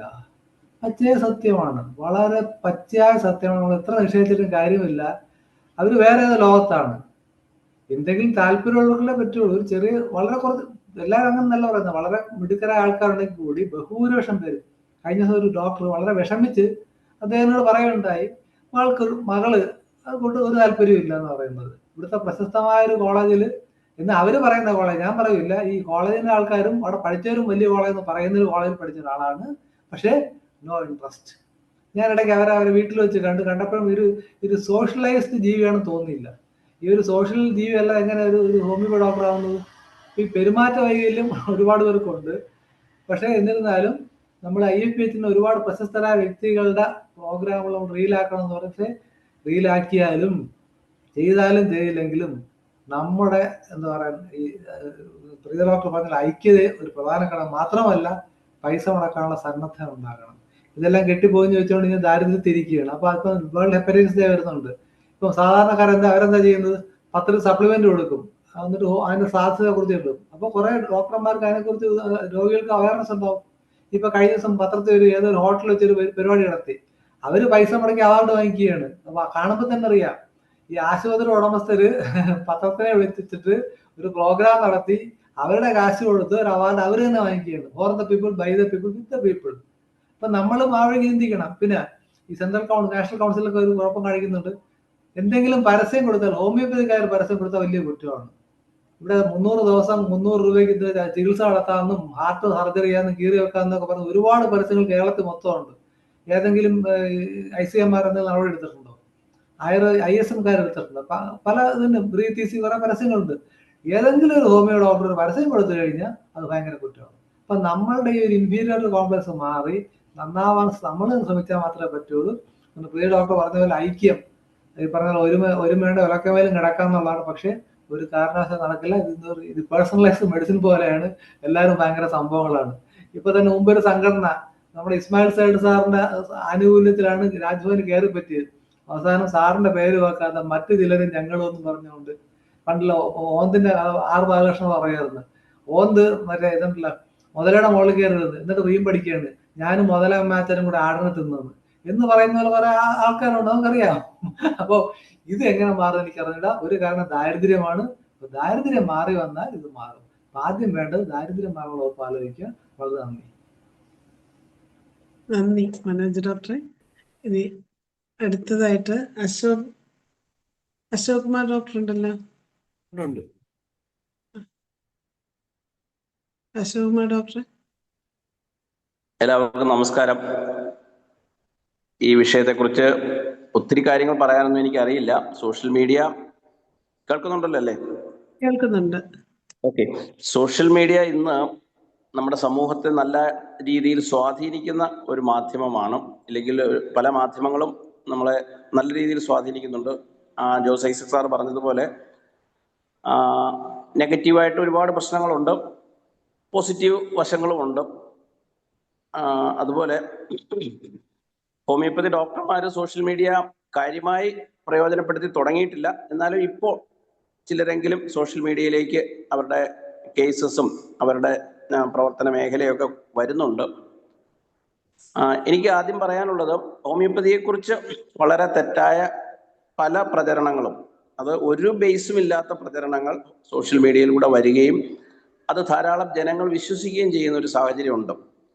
അതിനെതിരെയൊക്കെ സെൻട്രൽ കൗൺസിൽ അല്ലെങ്കിൽ നാഷണൽ കൗൺസിൽ ഫോർ ഹോമിയോപ്പതി ഒരു നിയമമൊക്കെ കൊണ്ടുവന്നു. ഹോമിയോപ്പതി ഒരു അപ്രൂവ്ഡ് സിസ്റ്റമാണെന്നും ആരും അതിനെ ഡിഫെയിം ചെയ്ത് സംസാരിച്ചാൽ അവരുടെ പേരിൽ നടപടി എടുക്കുമെന്നൊക്കെ പറഞ്ഞിട്ടുണ്ടെങ്കിൽ പോലും കേരളത്തിലെ വളരെ പ്രശസ്തരായ ഡോക്ടർമാരും, അതിലൊരു ഡോക്ടർ നമുക്കറിയാം, രാജഗിരി ഹോസ്പിറ്റലിലെ ലിവർ ഡോക്ടർ, അദ്ദേഹം പറയുന്ന ഒരു വാചകം, സ്ഥിരമായി ഉപയോഗിക്കുന്ന ഒരു വാചകമാണ്, എൻ്റെ അടുക്കൽ വരുന്ന 95% രോഗികളും ലിവർ ഡാമേജ് ആയി വരുന്നതല്ല ഹോമിയോ മരുന്ന് ഉപയോഗിച്ചിട്ടാണെന്ന്. അപ്പോൾ അടുത്തൊരു ചോദ്യം അദ്ദേഹത്തോട് ആരും ചോദിക്കുന്നില്ല, അപ്പോൾ അത്ര കൂടുതൽ ഹോമിയോ ഇവിടെ ഉപയോഗിക്കുന്നവർ കേരളത്തിൽ ഉണ്ടോ ഇല്ലയോ എന്ന്. നമ്മുടെ ഔദ്യോഗിക കണക്കുകൾ പ്രകാരം തന്നെ ഏകദേശം ആകെ രോഗികളിൽ 10%, 12% ഹോമിയോപ്പതി ഉപയോഗിക്കുന്നത്. അപ്പോൾ അദ്ദേഹത്തിൻ്റെ അടുത്ത് ചെല്ലുന്നത് 95%, അതായത് ലിവർ ഡാമേജ് ആയി ചെല്ലുന്ന 95% ഹോമിയോ മെഡിസിൻസ് ആണെന്നും അത് ഹോമിയോപ്പതി മെഡിസിനകത്ത് ആൽക്കഹോൾ ഉള്ളത് കൊണ്ടാണ് എന്നും അദ്ദേഹം അങ്ങ് പറയുകയാണ്. എല്ലാ മെഡിസിൻസിനകത്തും, ഇപ്പം കഫ് സിറപ്പിനകത്തും ഒക്കെ ആൽക്കഹോൾ കണ്ടന്റ് ഉണ്ട്, അതിൻ്റെ പുറത്ത് അത് ലേബൽ ചെയ്ത് വെച്ചിട്ടുണ്ട്. നമ്മളുടെ മെഡിസിൻസിനകത്ത് ആൽക്കഹോൾ ഉണ്ട്, പക്ഷേ അത് ഡ്രൈ ആയിട്ടാണ് പേഷ്യൻസിന് കിട്ടുന്നത്, അത് ഗ്ലോബ്യൂൾസ് ഡ്രൈ ആയിട്ടാണ് കിട്ടുന്നത്. അപ്പോൾ അതിനകത്ത് ആൽക്കഹോളിൻ്റെ അളവ് ഉള്ളിൽ ചെല്ലാൻ ഒരു സാധ്യതയില്ല. പക്ഷേ ഇദ്ദേഹം ഇങ്ങനെ പച്ചയായിട്ട് വളരെ MBBS MD കഴിഞ്ഞ ഒരു ഡോക്ടർ ഇരുന്ന് ഇങ്ങനെയാണ് പറയുന്നത്, ഹോമിയോ മെഡിസിൻ കഴിച്ചാൽ ആൽക്കഹോൾ കണ്ടന്റ് ഉള്ളതുകൊണ്ട്. അതുപോലെ വേറെ അതായത് ആളുകളെ പെട്ടെന്ന് തെറ്റിദ്ധരിപ്പിക്കാൻ പറ്റുന്ന ഹോമിയോപ്പതി കുട്ടിക്കാലത്തെ കഴിച്ചിട്ടാണ് കേരളത്തിൽ മദ്യപാനികളുടെ എണ്ണം കൂടിയെന്നാണ് പറയുന്നത്. എന്ത് ബേസ്ലെസ് ആയിട്ടുള്ള കാര്യമാണെന്നറിയാം. കേരളത്തിലെ മദ്യപാനത്തിന്റെ റേറ്റ് വളരെ കൂടുതലാണ്, പക്ഷെ അതിന്റെ കാരണം കണ്ടുപിടിക്കുന്നത് കേരളത്തിലെ ഹോമിയോപ്പതി മെഡിസിൻ. ഇത് സോഷ്യൽ മീഡിയയിലൂടെ പ്രചരിപ്പിച്ച് പബ്ലിക്കിനെ വഴിതെറ്റിക്കുന്ന ഒരു രീതിയുണ്ട്. അതുപോലെ കഴിഞ്ഞ ദിവസം നമ്മളുടെ ഒരു ഡോക്ടർ മുഹമ്മദ് അസ്ലാം കിഡ്നി സ്റ്റോണിനെ കുറിച്ചൊരു സോഷ്യൽ മീഡിയയിൽ ഒരു ഇത് കൊടുത്തപ്പോൾ, തിരുവനന്തപുരത്ത് നിന്ന് മനോജ് വെള്ളനാട് എന്ന് പറയുന്ന ഡോക്ടർ, അദ്ദേഹം അതിനെ വളരെ നിശിതമായി വിമർശിച്ചു. ഇതൊക്കെ വെറുതെയാണ്, ഇങ്ങനെ കിഡ്നി സ്റ്റോൺ പുറത്തു പോകത്തൊന്നുമില്ല, അത് വെള്ളം കുടിച്ചാലും പുറത്തു പോകുന്ന മെഡിസിനാണ്, പിന്നെ അങ്ങനെയുള്ള സ്റ്റോണുകളാണ് ഇവർ ഈ പറയുന്നത് എന്നൊക്കെ പറഞ്ഞിട്ട് വളരെ മോശമായിട്ട് സോഷ്യൽ മീഡിയയിൽ അദ്ദേഹത്തെ ആക്രമിക്കുകയും, പക്ഷെ അത് എനിക്ക് മനസ്സിലാക്കാൻ കഴിഞ്ഞത് അത് ആ ഹോമിയോ ഡോക്ടർക്ക് അത് വളരെ ഗുണകരമായി എന്നാണ്. കാര്യം സോഷ്യൽ മീഡിയയിൽ അദ്ദേഹം തിരിച്ചു മറുപടി എഴുതി പബ്ലിക്കിന്. പക്ഷേ അദ്ദേഹം, നമ്മുടെ ഹോമിയോ ഡോക്ടർ മുഹമ്മദ് അസ്ലാമാണത്, ഡോക്ടർ പറഞ്ഞതാണ് പബ്ലിക്കിന് കുറച്ചുകൂടെ കൺവിൻസിങ് ആയെന്നുള്ളതിൻ്റെ ഒരു തെളിവ് ഡോക്ടർ കഴിഞ്ഞ ദിവസം പറയുകയുണ്ടായി. അതിനുശേഷം ഈ സ്റ്റോൺ കേസസ് ഒരുപാട് കൂടിയിട്ടുണ്ട്. ഡെയിലി ധാരാളം പേര് കിഡ്നി സ്റ്റോണും അല്ലെങ്കിൽ യൂറിനറി ബ്ലാഡറിലുള്ള സ്റ്റോണുമായിട്ട് കേസസ് വരുന്നുണ്ട്. അപ്പോൾ നമ്മളെ ആക്രമിക്കാനായിട്ട് ഈ സോഷ്യൽ മീഡിയ പരമാവധി മോഡേൺ മെഡിസിന്റെ ഡോക്ടർമാരെ, എല്ലാവരും ഒന്നും പറയുന്നില്ല, ജോസഫ് സാർ പറഞ്ഞ 4-5 പേരാണ്, പക്ഷെ ഇവർ പലരും വേഷം കെട്ടിയിരിക്കുകയാണെന്ന് കണ്ടാ അറിയാം. തിയേറ്ററിൽ നിന്ന് ഇറങ്ങി വരുന്ന വേഷമൊക്കെ ഇട്ടുകൊണ്ടാണ് വീഡിയോ ചെയ്യുന്നത്. അപ്പൊ തന്നെ കഴിഞ്ഞ ദിവസം ആരോ അതിനിടയിൽ കമന്റ് ഇട്ടിട്ടുണ്ടായിരുന്നു, ഈ ഡോക്ടർ മുഴുവൻ സമയം തിയേറ്ററിൽ ഇരുന്നുകൊണ്ടാണോ ഈ വീഡിയോ ചെയ്യുന്നതെന്നൊക്കെ ചോദിക്കുന്നുണ്ടായിരുന്നു. കാര്യം പബ്ലിക്കിനെ കൺവിൻസ് ചെയ്യിക്കാൻ വേണ്ടി അവരൊരു വേഷത്തിൽ പോലും, അവർ സർജന്റെ വേഷമൊക്കെ ഇട്ട് മാസ്ക് ഒക്കെ വെച്ച് മാസ്ക് താത്തിട്ടാണ് സംസാരിക്കുന്നത്. അപ്പോൾ പരമാവധി ഹോമിയോപ്പതിക്കെതിരെ സംസാരിക്കുവാനും ഈ സോഷ്യൽ മീഡിയയിൽ കൂടെ നമ്മളെ ഡിഫെയിം ചെയ്യാനും. കഴിഞ്ഞ ദിവസം ഞാനൊരു ഡോക്ടറുടെ ഇതിന് താഴെ ഒരു കമന്റ് എഴുതിയിരുന്നു, ഡോക്ടർ ഇത്രയെല്ലാം പറഞ്ഞല്ലോ, ഹോമിയോപ്പതി അൺസയന്റിഫിക് ആണ്, കാര്യമൊക്കെ ശരിയാണ്, പക്ഷെ കേരളത്തിൽ ഹോമിയോപ്പതി ആദ്യത്തെ ഗവൺമെന്റ് ഡിസ്പെൻസറി അനുവദിപ്പിച്ചത് MD ഡോക്ടറായിട്ടുള്ള ഡോക്ടർ അമ്പാട്ട് രാവുണ്ണി മേനോനാണ്. അതും വെറും MD അല്ല, അദ്ദേഹം അന്ന് ഇന്ത്യയിലെ ഏറ്റവും പ്രശസ്തമായ സ്ഥാപനമായ മദ്രാസ് മെഡിക്കൽ കോളേജിൽ നിന്ന് MBBS ലണ്ടനിൽ പോയി MD എടുത്ത ആളായിരുന്നു എന്നൊക്കെ പറഞ്ഞ് ഞാൻ എഴുതിയിരുന്നു. അതിന് അദ്ദേഹം മറുപടി ഒന്നും പറഞ്ഞില്ല. അദ്ദേഹം തന്നെയാണ് കുറിച്ചി കോളേജിൽ തുടങ്ങാനായിട്ട് സ്വാമികളെ സ്വാധീനിച്ച് ഗുജറാത്തിൽ നിന്ന് പട്ടേൽ ഡോക്ടറെ വരുത്തിയതൊക്കെ അദ്ദേഹമാണെന്നാണ് ഹിസ്റ്ററി പറയുന്നത്. പക്ഷെ അതിനൊന്നും അദ്ദേഹം മറുപടി പറഞ്ഞില്ല. അതുപോലെ ഞാൻ നമ്മുടെ ഡൽഹിയിലുള്ള ചെസ്റ്റ് സ്പെഷ്യലിസ്റ്റ്, അദ്ദേഹം ഹോമിയോപ്പതിയിലേക്ക് കൺവേർട്ട് ചെയ്ത കാര്യമൊക്കെ ഞാൻ അതിനകത്ത് സൂചിപ്പിച്ചിട്ടുണ്ടായിരുന്നു. അതിനൊന്നും മറുപടി പറയാതെ അവർ വേറെ ചില കാര്യങ്ങൾ ഇങ്ങനെ പറഞ്ഞു പോവുകയാണ്. അപ്പോൾ എൻ്റെ ഒരു അഭിപ്രായം, കുറച്ചുകൂടി നമ്മുടെ ഡോക്ടർമാർ ഇത്തരം കാര്യങ്ങളിൽ പ്രതികരിക്കുവാനായിട്ട്, സോഷ്യൽ മീഡിയയിൽ ഹോമിയോപ്പതിക്കെതിരെ അറ്റാക്ക് വരുമ്പോൾ അങ്ങനെയല്ല, ഇങ്ങനെയും സാധ്യതകളുണ്ട് എന്ന് പറയാൻ. ഇപ്പൊ കഴിഞ്ഞ ദിവസങ്ങളിലൊക്കെ ഇപ്പം സ്ഥിരമായിട്ട് അവർ ഈ നേർപ്പിക്കും തോറും എഫക്റ്റ് കൂടുന്നു, ഡൈല്യൂഷൻ എന്നല്ലേ നിങ്ങൾ പറയുന്നത്, ഡൈല്യൂട്ട് ചെയ്യുകയല്ലേ എന്നൊക്കെ പറഞ്ഞിട്ടാണ് ഇപ്പോൾ എഴുതുന്നത്. അതായത് അവഗാഡ്രോസ് നമ്പറും അതൊക്കെ പറഞ്ഞിട്ടാണ് ഇപ്പം. ഇത്രയും കാലം അതൊന്നും ഇല്ലായിരുന്നു അവർക്ക്. ഇപ്പോഴാണ്, നേരത്തെ പറഞ്ഞത് പ്ലാസിബോ എഫക്റ്റ് പറഞ്ഞുകൊണ്ടിരുന്നു. ഇടയ്ക്ക് അവർ പറയും ഹോമിയോ മെഡിസിൻസ് ഭയങ്കരമായിട്ട് അപകടകരമാണ്, ഈ പൊട്ടൻറ്റൈസ് ചെയ്ത് കഴിഞ്ഞാൽ തലച്ചോറിനെ ബാധിക്കും എന്നൊക്കെ പറഞ്ഞ ഡോക്ടർമാരുണ്ട്. അപ്പം ഞാൻ പറഞ്ഞത്, ഹോമിയോപ്പതിക്കെതിരെയുള്ള ഇത്തരത്തിൽ സോഷ്യൽ മീഡിയയിൽ വരുന്ന ആക്രമണങ്ങളെ സംഘടിതമായി, അതായത് ഞാൻ പറയുന്ന ഈ സോഷ്യൽ മീഡിയ എങ്ങനെ കൈകാര്യം ചെയ്യണമെന്ന് ഒരു പരിധിവരെ നമ്മുടെ പുതിയ തലമുറയിലെ ഡോക്ടർമാർക്ക് അറിയാം. മുമ്പേ ആദ്യം പറഞ്ഞതുപോലെ നമ്മൾ ഈ പറയുന്നത് പുതിയ തലമുറയിലെ ഡോക്ടർമാർ ആരും കേൾക്കുന്നില്ല എന്നുള്ളൊരു പ്രശ്നമുണ്ട്. അവർക്കത് എങ്ങനെ പ്രസന്റ് ചെയ്യണമെന്നും എങ്ങനെ അതൊക്കെ റീലുകളും എങ്ങനെ ആളുകളെ പബ്ലിക്കിനെ പിന്നെ ഇൻഫ്ലുവൻസ് ചെയ്യാൻ പറ്റുമെന്ന് അവർക്കറിയാം. അവർ അത് പരമാവധി പ്രയോജനപ്പെടുത്തി ഇത്തരത്തിലുള്ള നമ്മളുടെ സാധ്യതകളെ ജനങ്ങളെ ബോധ്യപ്പെടുത്താനും അതുപോലെ നമ്മൾക്കെതിരെ വരുന്ന ആക്രമണങ്ങളെ കൃത്യമായി പ്രതിരോധിക്കുവാനും, അത് വെറുതെ വളരെ വേഗമായിട്ട് പറഞ്ഞു പോവല്ല, സ്പെസിഫിക് ആയിട്ട്. അപ്പം പിന്നെ ഈ പറഞ്ഞതുപോലെ അതിൻ്റെയൊക്കെ അടിയിൽ കമന്റ് എഴുതി ചില പൊതുജനങ്ങളുടെ ഭാഗത്തു നിന്നാണ് പലപ്പോഴും നമുക്ക് അനുകൂലമായിട്ടുള്ള പല ഇതും വരുന്നത്. നിങ്ങൾ അങ്ങനെയല്ലേ, മോഡേൺ മെഡിസിനിൽ ഇതൊക്കെയല്ലേ നടക്കുന്നത്, നിങ്ങളുടെ മരുന്നുകൾ ഇന്നലെ വരെ ഉപയോഗിച്ച മരുന്നുകളൊക്കെ ഇന്ന് ബാൻ ചെയ്യുകയല്ലേ, അപ്പൊ അതെത്ര സയന്റിഫിക് ആണ്, അതെന്താണ് ശാസ്ത്രീയത എന്നൊക്കെ പറഞ്ഞിട്ട് പബ്ലിക്കാണ് പലപ്പോഴും ഇതിനെ കൗണ്ടർ ചെയ്യുന്നത്. നമ്മൾ അത് പോരാ, നമ്മളൊരു വളരെ സംഘടിതമായി ഈ സോഷ്യൽ മീഡിയയിൽ ഹോമിയോപ്പതിക്കെതിരെ നടക്കുന്ന ആക്രമണങ്ങൾക്ക് മുന്നോട്ട് വരണം. അതിന് ഒരു ഒരു ശില്പശാലയോ എന്തെങ്കിലുമൊക്കെ നടത്തി അതിന് ആളുകളെ കേപ്പബിൾ ആക്കുക. നമ്മുടെ കൂട്ടത്തിലുള്ളവരുടെ ഒരു പ്രത്യേകത എന്ന് വെച്ചാൽ അവർ സ്വന്തം പ്രാക്ടീസും കാര്യങ്ങളും നോക്കി സമാധാനമായിട്ട് ഇങ്ങനെ കഴിയുകയാണ്. എന്തെങ്കിലുമൊക്കെ ഹോമിയോപ്പതി പറഞ്ഞോട്ടെ, എന്നാലും കുഴപ്പമില്ല, നമുക്ക് അത്യാവശ്യം പ്രാക്ടീസ് കിട്ടുന്നുണ്ടല്ലോ, ആ ഒരു രീതിയിലേക്ക് പോവുകയാണ്. അതൊരു പരിധി കഴിയുമ്പോൾ ചിലപ്പോൾ നമുക്ക് നല്ല രീതിയിൽ ദോഷം വരാൻ സാധ്യതയുണ്ട്. അത് മനസ്സിലാക്കി നമ്മൾ കുറച്ചുകൂടെ ഈ കാര്യത്തിൽ സോഷ്യൽ മീഡിയ മാനേജ്മെന്റിൽ കുറച്ചുകൂടെ മുന്നോട്ട് വരണം. സംഘടനകൾക്കും കാര്യമായിട്ട് ഇത്തരത്തിൽ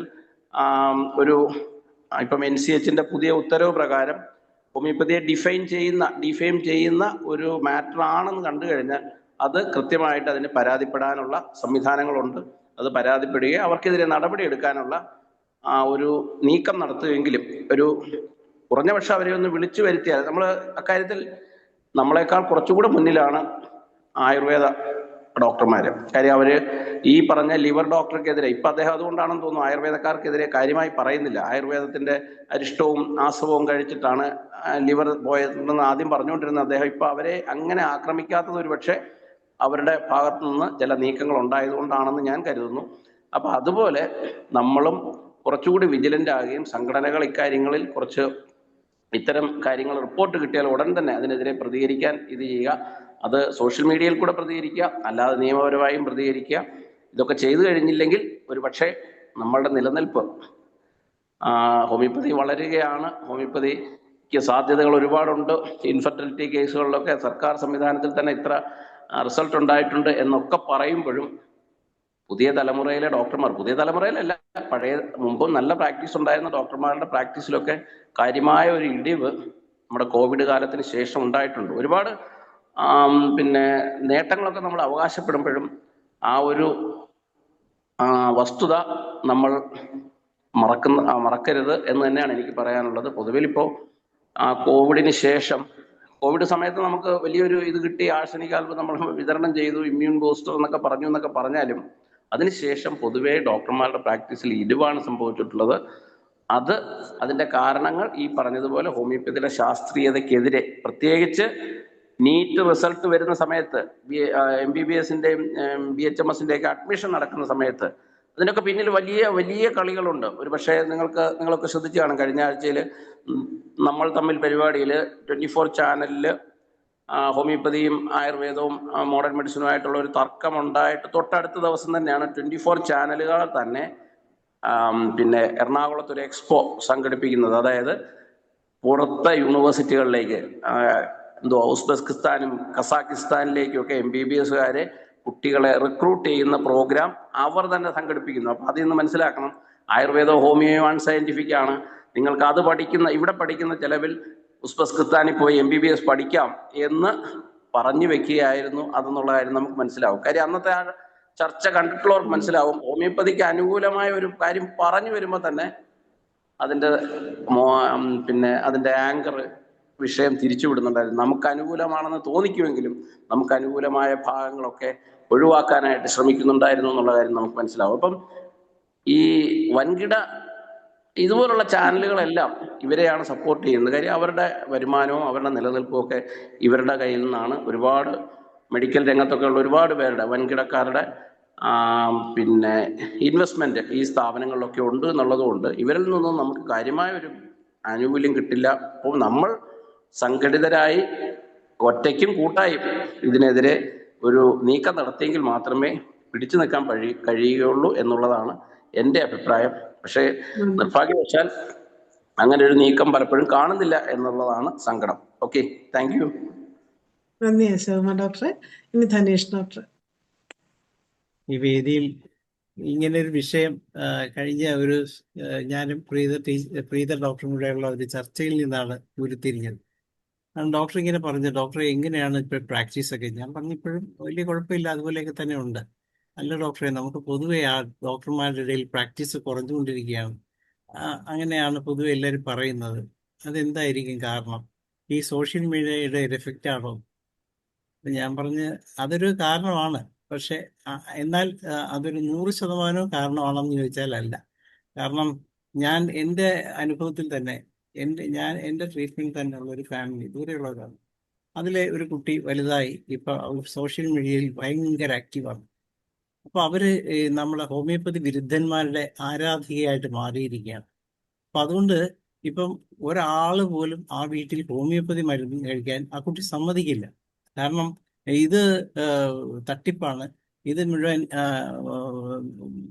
ശാസ്ത്രീയമല്ല, ശാസ്ത്രീയമായത് മാത്രമേ കഴിക്കാവുള്ളൂ. ഇങ്ങനെയുള്ള ബഹളം ആ വീട്ടിൽ. അവർക്കാണെങ്കിൽ അവരുടെ ഇതിനു മുമ്പ് മാറാതിരുന്ന അസുഖങ്ങളൊക്കെ മാറിയത് നമ്മുടെ മരുന്ന് കൊണ്ടാണ്.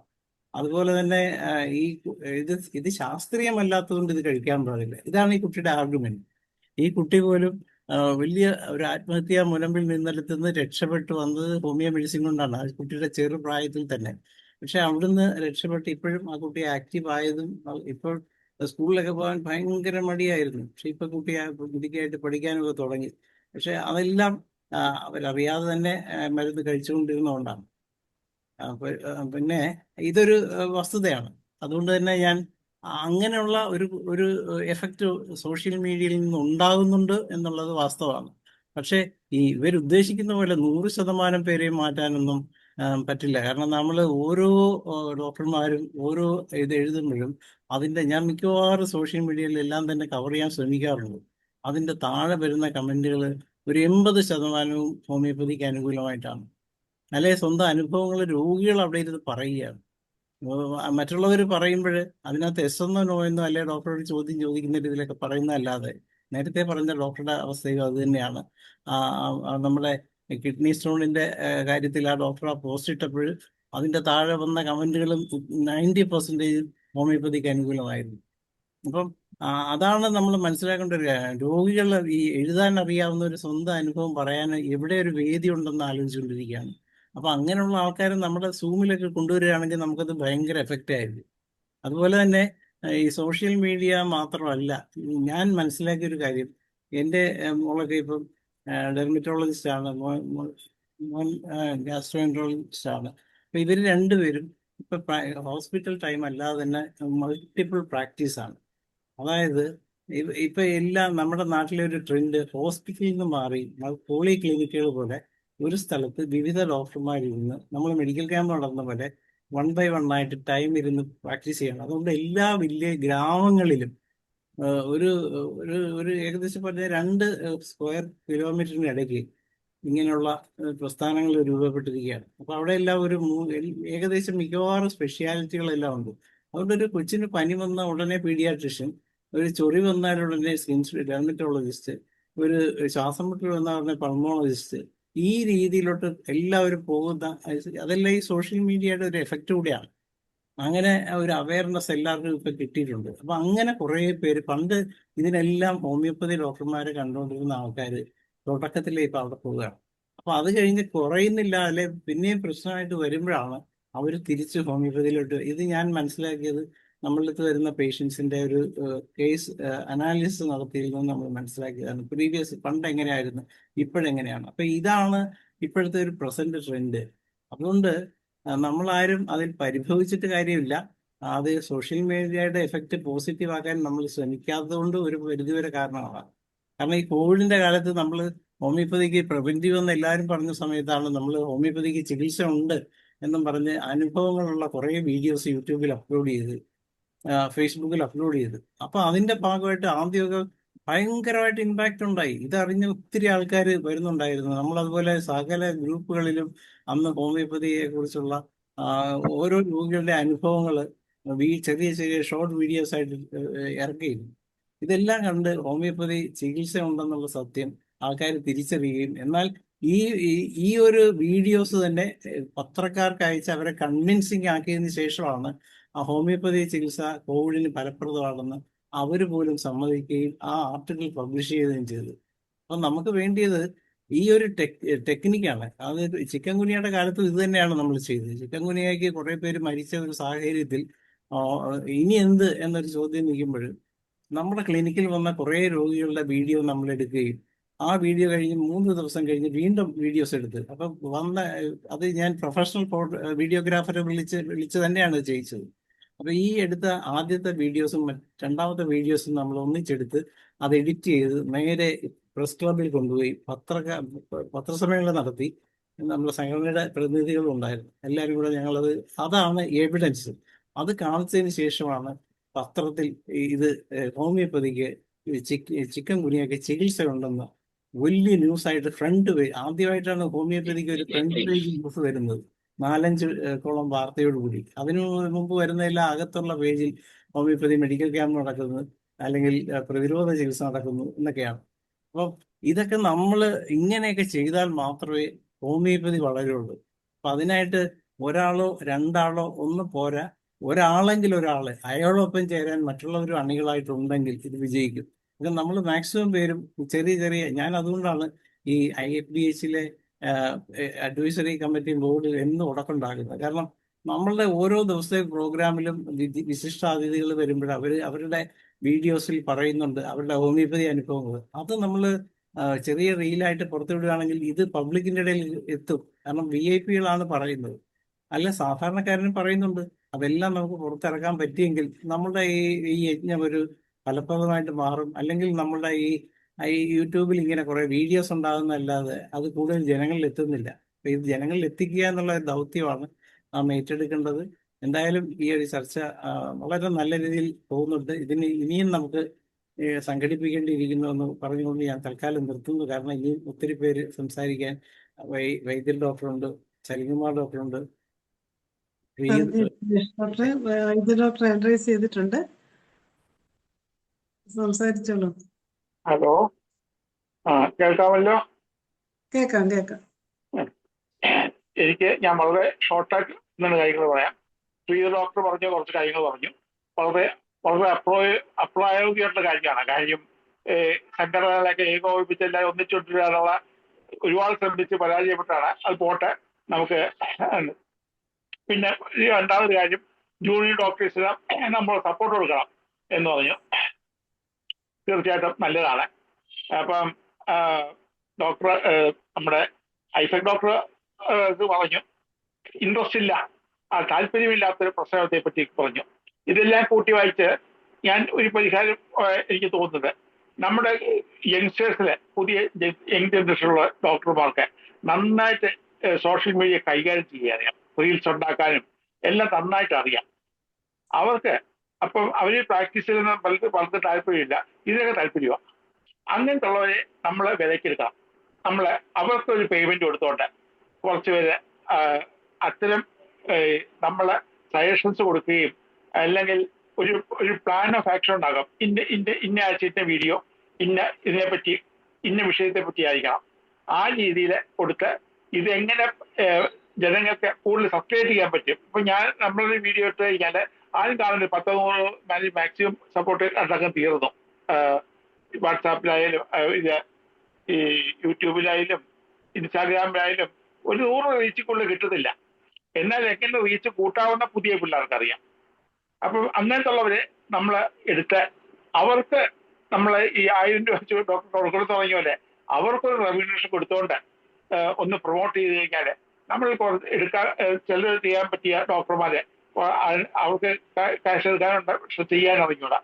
അപ്പോൾ അങ്ങനത്തെ ഉള്ളവർ കോൺട്രിബ്യൂട്ട് ചെയ്തുകൊണ്ട് ഇവരെ ഉപയോഗിച്ചു കഴിഞ്ഞാൽ നമുക്ക് നന്നായിട്ട് സോഷ്യൽ മീഡിയ ഉപയോഗിക്കാൻ പറ്റും. അത് കൂടുതൽ കാണത്തക്ക രീതിയിലുള്ള പരിപാടികൾ കാണാത്ത അത്യാവശ്യം എന്താണ് ചെയ്യേണ്ട, അതിന് പുതിയ പിള്ളേർക്ക് അറിയാം എങ്ങനെ വീഴ്ച കൂട്ടാമെന്നുള്ളത്. ആ രീതി ചെയ്ത് നമുക്ക് ഒരുപാട് പേർക്ക് നമ്മുടെ ഗുണപരമായിട്ട് കാര്യം. അതിന് സിലബസ് നമ്മൾ തയ്യാറാക്കണം. അതിന് നമുക്ക് ഐഡിയ ഉണ്ട് എന്തൊക്കെയാണ് വേണ്ടത്. അങ്ങനെ ഈ ഒരു കമ്പൈൻഡ് അപ്രോച്ച് വന്നു കഴിഞ്ഞാൽ നമുക്ക് അധികം നല്ല കാര്യങ്ങൾ ചെയ്യാൻ പറ്റുമെന്ന് ഞാൻ അഭിപ്രായപ്പെടുന്നു. ഈ അവസരം തന്നതിന് നന്ദി. നന്ദി ഇബ്രാഹിം മൊയ്തീൻ ഡോക്ടറെ. ഇനി അടുത്തത് സലീംകുമാർ ഡോക്ടറെ.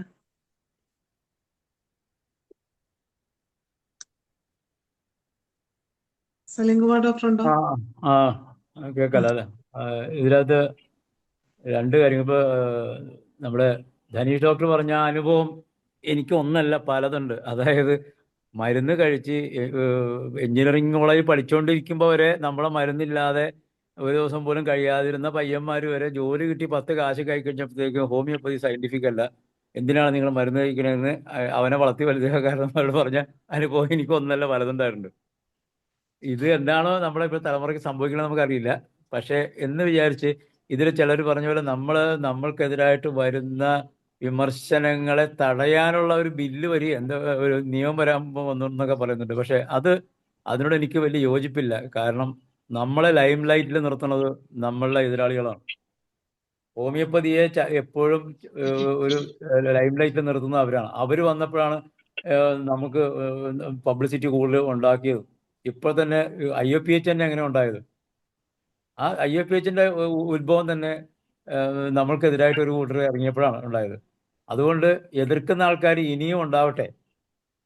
നമ്മൾ മറുപടി കൊടുത്തില്ലെങ്കിൽ ജനങ്ങൾ മറുപടി കൊടുത്തോളും. നമ്മൾ അതിനകത്ത് ഇത്ര ഭയക്കേണ്ട കാര്യമൊന്നുമില്ല. പിന്നെ ഇതിൽ അനിൽ ഡോക്ടർ പറഞ്ഞതുപോലെ നമ്മൾ പലപ്പോഴും ഡോക്ടർമാരുടെ ഭാഗത്തു നിന്ന് അല്ല, പൊതുജനങ്ങളുടെ ഭാഗത്തു നിന്നുള്ളത് ഒരു പരിധി അലങ്കാരമാണെങ്കിലും ഡോക്ടർമാർ വേണ്ടത്തിൽ ഡിഫൻസ് ചെയ്ത് കാണുന്നില്ല. കുറച്ചൊക്കെ ഞാനും നേരത്തെ ചെയ്തിരുന്നു. പിന്നെ ഇപ്പോൾ അറിയാതെ എൻ്റെ മനസ്സിലൊരു മടുപ്പ് വന്നിട്ടാണെന്ന് എനിക്ക് തോന്നുന്നു. ഞാനിപ്പോൾ ഇത്തിരി പുറകിന്നോട്ട് വലിഞ്ഞു. എന്തായാലും ഇന്ന് ഈ സോഷ്യൽ മീഡിയ കുട്ടികളെ എങ്ങനെ ബാധിച്ചിരിക്കുന്നു, ഇതിലെ ചർച്ചാ വിഷയം തന്നെ ഏത് വേണമെന്നതിനെ കുറിച്ച് കാര്യങ്ങൾ നടക്കുകയാണ്. എനിക്കറിയാവുന്ന ഒരു കുട്ടി കുറച്ച് ദിവസങ്ങളായിട്ട്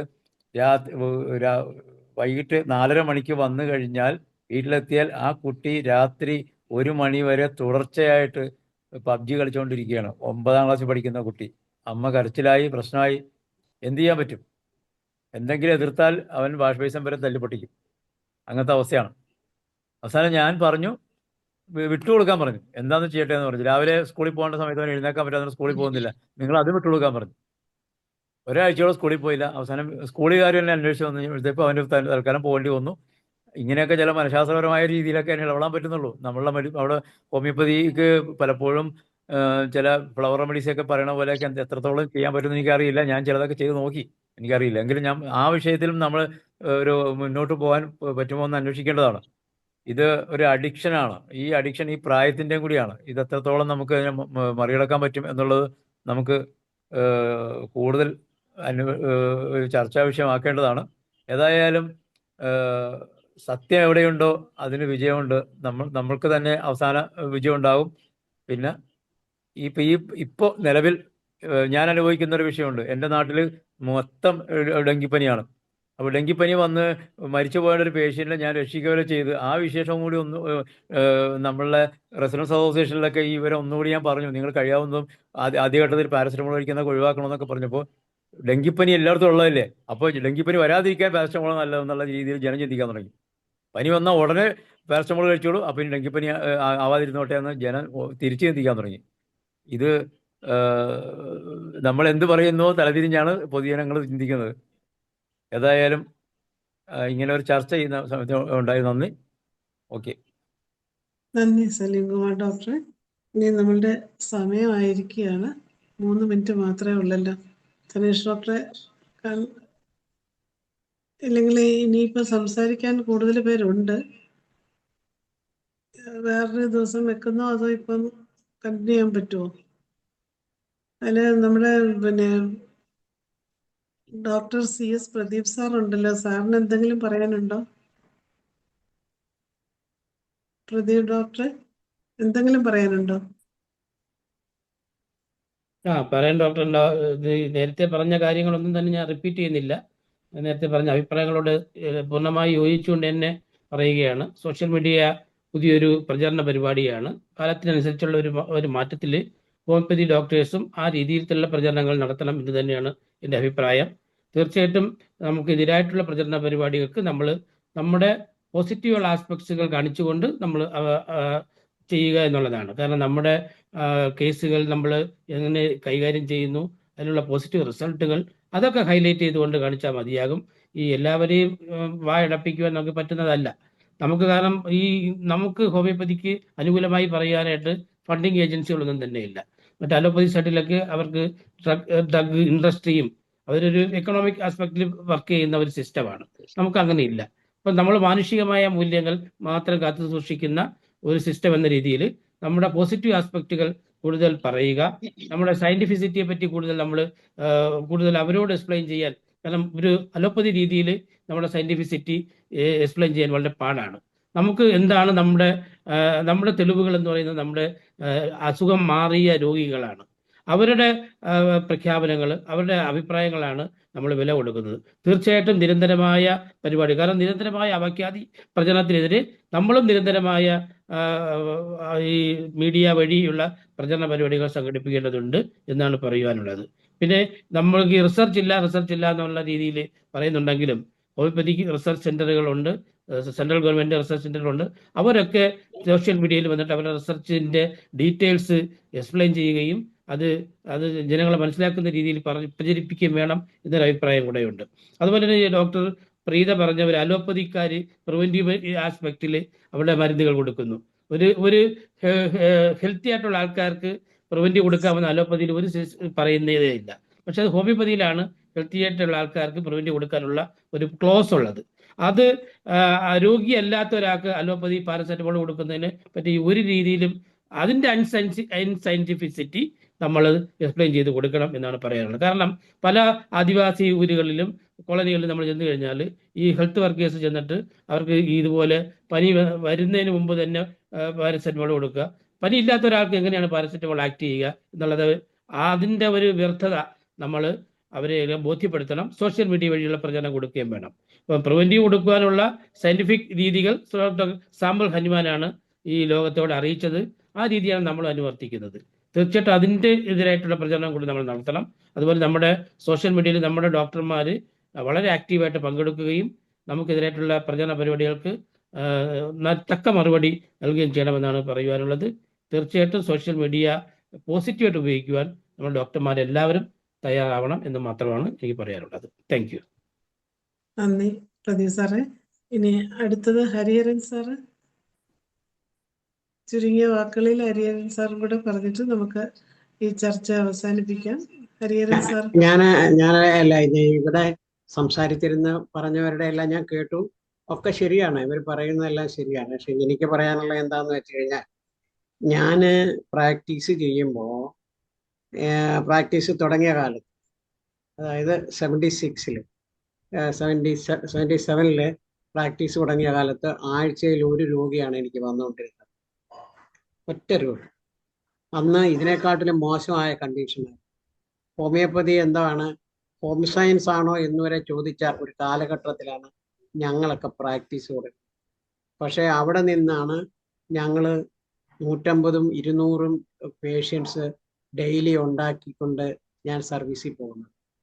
നമ്മുടെ പുതിയ ജനറേഷന് കുറച്ചൊരു സാവകാശം കൊടുക്കുകയും അവർ ഹോമിയോപ്പതിയിൽ സ്റ്റിക്ക് ഓൺ ചെയ്യുകയും ഹോമിയോപ്പതി തന്നെ കൊടുത്ത് രോഗം ഭേദമാക്കും എന്നുള്ള ഒരു ഇതോടുകൂടി നിർബന്ധ ബുദ്ധിയോടുകൂടി അതിനകത്ത് തന്നെ സ്റ്റിക്ക് ഓൺ ചെയ്യണം. പിന്നെ അത് അക്യൂട്ട് കേസുകൾ ഹാൻഡിൽ ചെയ്യാനായിട്ട് മറ്റ് സീനിയർ ഡോക്ടേഴ്സിൻ്റെ ഒക്കെ പോയി പഠിക്കണം, ലെഷർ ടൈമിൽ പോയി പഠിക്കണം. എന്നിട്ട് അവരൊക്കെ സംശയം ചോദിച്ച് രോഗികൾക്ക് മരുന്ന് കൊടുക്കണം. അങ്ങനെ ഗ്രാജുവലായിട്ട് പ്രാക്ടീസ് വളർത്തിയെടുക്കണം. അതാണ് വേണ്ടത്. ഇന്നൊന്നും എനിക്കൊന്നും പ്രാക്ടീസിനൊരു കുറവില്ല. എന്താന്ന് വെച്ച് കഴിഞ്ഞാൽ അന്ന് ഞാൻ മരുന്ന് കൊടുത്ത ആൾക്കാരുടെ കുട്ടികളെയാണ് ഇപ്പൊ പ്രാക്ടീസ് ചെയ്യുന്നത് എന്ന് വിചാരിച്ച് അത്രയൊന്നും പ്രാക്ടീസ് ഇല്ല എങ്കിലും ക്രോണിക് ഡിസീസസ് ഒക്കെയാണ് നമ്മളിപ്പം ചികിത്സിച്ചുകൊണ്ടിരിക്കുന്നത്. ഈ ക്രോണിക് ഡിസീസ് ഒരു 10 വർഷമെങ്കിലും അക്യൂട്ട് കേസ് പ്രാക്ടീസ് ചെയ്യാത്ത ഒരു ഡോക്ടർക്ക് ക്രോണിക് ഡിസീസ് ചികിത്സിക്കാൻ പറ്റുകയില്ല, അറിയാൻ പറ്റത്തില്ല, അറിയില്ല. ഇന്ന് നമുക്ക് ഒരു 15 വർഷമൊക്കെ ആയി കഴിയുമ്പോഴേ ശരിക്ക് ഒരു ഹോമിയോ ഡോക്ടർക്ക് പ്രാക്ടീസ് കിട്ടത്തുള്ളൂ. അതുകൊണ്ട് ഈ പിന്നെ കോളേജിൽ നിന്ന് പഠിച്ചു വരുന്ന ഉടനെ തന്നെ ധാരാളം പ്രാക്ടീസ് കിട്ടണം എന്ന് വിചാരിക്കുന്നത് തന്നെ വിചാരിച്ചാൽ ഒന്നും പ്രാക്ടീസ് കിട്ടത്തില്ല. ഈ പുതിയ ഡോക്ടേഴ്സ് ഈ സീനിയർ ഡോക്ടേഴ്സിൻ്റെ ഒക്കെ ഒന്നും ഇതുപോലുള്ള ക്ലാസ്സുകളൊക്കെ അറ്റൻഡ് ചെയ്തും ഒരു രോഗി വന്നാൽ ആ രോഗിയെ ചികിത്സിച്ച് ഭേദമാക്കും എന്നുള്ള ഒരു നിർബന്ധ ബുദ്ധി ഉണ്ടാകണം. ഈ ഹോമിയോ ഡോക്ടർ തന്നെയാണ് ആ കുട്ടിയെ കൊണ്ട് പീഡിയാട്രീഷ്യൻ്റെ മുന്നിൽ പോയി നിൽക്കുന്നത്, പിന്നെ പോയി ആ ക്യൂവിൽ നിൽക്കുന്നത്. കാര്യം ഈ ഡോക്ടർക്ക് അത് ഭേദമാക്കാൻ പറ്റുന്നില്ല. ആ ഡോക്ടർ ഒരു ഹോമിയോപ്പതി ഡോക്ടർക്ക് കൊണ്ടുപോകത്തില്ല, മറിച്ച് ഒരു പീഡിയാട്രീഷ്യൻ്റെ അടുക്കലേക്കാണ് കൊണ്ടുപോകുന്നത്. എനിക്കറിയാവുന്ന കേസുകളാണ്, പീഡിയാട്രീഷ്യൻ്റെ അടുക്കലേക്കാണ് കൊണ്ടുപോകുന്നത്. അതേസമയം എൻ്റെ കുഞ്ഞിനെ ഞാൻ ഹോമിയോപ്പതി മരുന്നുകൊണ്ട് തന്നെ ഭേദമാക്കത്തുള്ളൂ എന്ന് കഴിഞ്ഞാൽ വേറൊരു കുട്ടിയെ കൊണ്ട് വരുവാണെങ്കിൽ ആ ഡോക്ടർക്ക് തീർച്ചയായിട്ടും രോഗം ഭേദമാക്കാനുള്ള കോൺഫിഡൻസ് ഉണ്ടാവും. പിന്നെ ഈ കോളേജിൽ നിന്ന് പാസ്സായി കഴിഞ്ഞാൽ ഉടനെ ക്ലാസിക്കൽ ഹോമിയോപ്പതി മാത്രമേ ഞാൻ ചെയ്യത്തുള്ളൂ എന്നുള്ള പിടിവാശി മാറ്റണം. ക്ലാസിക്കൽ ഹോമിയോപ്പതി കൊണ്ട് മാത്രം നമുക്ക് ആ വിഷയത്തിൽ ഒരു ചർച്ച അടുത്ത ദിവസം സാറിന്റെ നേതൃത്വത്തിൽ വെക്കാം സാർ. വിദ്യാർത്ഥികളെ നമുക്ക് എങ്ങനെ പ്രബുദ്ധരാക്കാം. നമ്മുടെ വിഷയം ഇന്ന് വേറെ ആയതുകൊണ്ട് വൈകിയതുകൊണ്ട് നമുക്ക് അടുത്ത ഒരു ദിവസം ആ ഒരു വിഷയത്തിൽ ചർച്ച ചെയ്യാം. ഓക്കെ ഓക്കെ ഓക്കെ ശരി ശരി ശരി ഡോക്ടർ ധനേഷ്, എനിക്ക് ഇക്കാര്യത്തിൽ ധാരാളം പറയാനുണ്ട്. സാറിന് അതിനുള്ളൊരു അവസരം നമുക്ക് അടുത്ത ആഴ്ച തന്നെ ദിവസം വെക്കാം. ഇപ്പോഴത്തെ ഹോമിയോ ഡോക്ടർ എൻ്റെ ഒക്കെ കഴിഞ്ഞ 2 ഡോക്ടർമാരെൻ്റെ ഒക്കെ വന്ന് പ്രാക്ടീസ് ചെയ്തിട്ട് പോയി. അതിൽ ഒരാള് ഈ സിസ്റ്റമേ വിട്ടു ഇപ്പം ഹോസ്പിറ്റൽ മാനേജ്മെന്റ് എന്നും പറഞ്ഞൊരു കോഴ്സിന് വേണ്ടി പോയിരിക്കും. വേറെ ഒരു ഡോക്ടർ നിർത്തിയിട്ട് MDക്ക് വേണ്ടിയിട്ട് ട്രൈ ചെയ്യുന്നു. ഞാൻ പറഞ്ഞു, എന്തുകൊണ്ട് നിങ്ങൾക്ക് പ്രാക്ടീസ് ചെയ്തുകൂടാ? അതിനുള്ള കോൺഫിഡൻസ് ഉണ്ടാവണം. അങ്ങനെ കോൺഫിഡൻസോട് വരികയാണെങ്കിൽ നമ്മൾ ഈ സോഷ്യൽ മീഡിയയൊക്കെ അങ്ങനെ പൊക്കോട്ടെ, നമ്മൾ നമ്മുടെ തനതായ രീതിയിൽ പ്രാക്ടീസ് ഉണ്ടാക്കിയെടുത്താൽ നമുക്ക് രോഗികൾ വരും എന്നാ എനിക്ക് പറയാനുള്ളത്. എന്നാ എൻ്റെ ഒരു അഭിപ്രായം അതാണ്. പിന്നെ മറ്റുള്ള ഡോക്ടർമാർ പറഞ്ഞതെല്ലാം ശരിയാണ്. ആരൊക്കെ എന്ത് വേണേ പറഞ്ഞോട്ടെ, നമ്മുടെ ഗ്രാമത്തിൽ നമ്മുടെ വരുന്ന രോഗികളെ ചികിത്സിക്കാൻ സാധിക്കുകയാണെങ്കിൽ നമുക്ക് തീർച്ചയായിട്ടും പ്രാക്ടീസ് കിട്ടും. അതിന് യാതൊരു സംശയവുമില്ല. നന്ദി ഹരിഹരൻ സാറ്. എന്തായാലും നമുക്ക് സെക്രട്ടറി ഹാൻഡ് റൈസ് ചെയ്തിരുന്നു. പിന്നെ ഷീല ഡോക്ടർ താങ്ക്സ് പറയും. ഞാനൊരു ചെറിയ കാര്യം സൂചിപ്പിക്കാം. വേറൊന്നുമല്ല, ചർച്ച കേട്ടിരുന്നു, വളരെ വിശദമായ ചർച്ചയാണ്.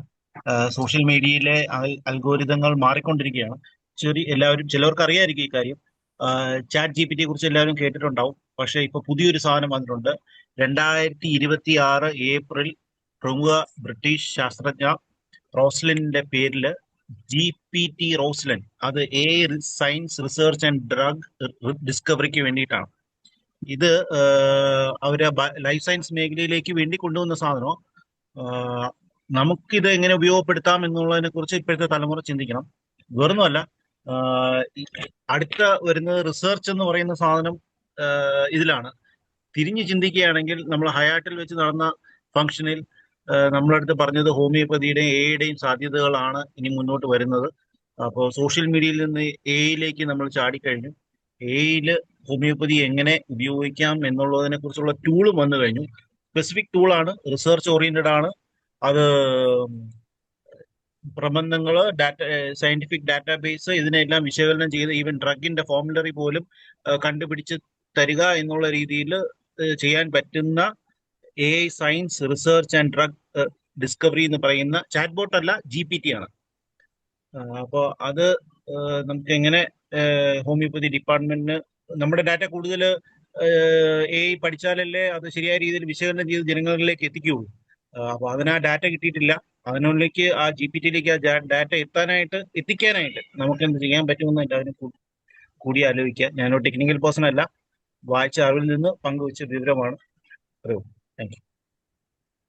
നന്ദി കിരൺചന്ദ്. ഇനി ഷീല ഡോക്ടർ നന്ദി പറയുന്നതിന് ക്ഷണിക്കുന്നു.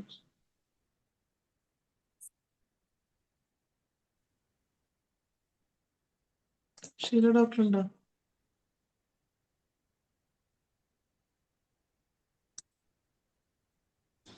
ഷീല ഡോക്ടർ ഇല്ല. അപ്പൊ എന്തായാലും നമ്മുടെ ഈ ഇന്നത്തെ ഈ ചർച്ച സോഷ്യൽ മീഡിയയുടെ സ്വാധീനവും ഹോമിയോപ്പതി ചികിത്സയും എന്ന വിഷയത്തിൽ നടന്ന ഈ ചർച്ച വളരെയധികം വിജയകരമായി അവസാനിക്കുകയാണ്. അതിൽ ഇന്ന് ചർച്ചയിൽ പങ്കെടുത്ത ഓരോരുത്തരും വളരെ വിലപ്പെട്ട കാര്യങ്ങളാണ് ഇവിടെ അവതരിപ്പിച്ചത്. അതുപോലെ തന്നെ നല്ല നിർദ്ദേശങ്ങളും ഇന്ന് ഇവിടെ ഓരോരുത്തരും നൽകിയിട്ടുണ്ട്. ഈ ചർച്ചയിൽ പങ്കെടുത്ത പ്രീത M. ഉണ്ണി ഡോക്ടർക്കും ജോസ് ഐസക് സാറിനും മനോജ് ഡോക്ടർക്കും അശോക് കുമാർ ഡോക്ടർക്കും CS പ്രദീപ് സാറിനും ധനീഷ് ഡോക്ടർക്കും എബ്രഹാം മൈദീൻ ഡോക്ടർക്കും ഹരിഹരൻ സാറിനും അതുപോലെ തന്നെ കിരൺ ചന്ദ്രനും വളരെയധികം സ്നേഹത്തോടെ സലിംകുമാർ ഡോക്ടർക്കും വളരെയധികം സ്നേഹത്തോടെ വിനയത്തോടെയും നന്ദി അറിയിക്കുകയാണ്. അതുപോലെ ഇന്നത്തെ ഈ ചർച്ചയിൽ സന്നിഹിതരായിരുന്ന എല്ലാവർക്കും പ്രത്യേകം നന്ദി അറിയിക്കുന്നു. അങ്ങനെ നമ്മുടെ 2147 പ്രതിദിന സൂം വെബിനാർ ഇവിടെ അവസാനിക്കുകയാണ്. എല്ലാവർക്കും ശുഭരാത്രി.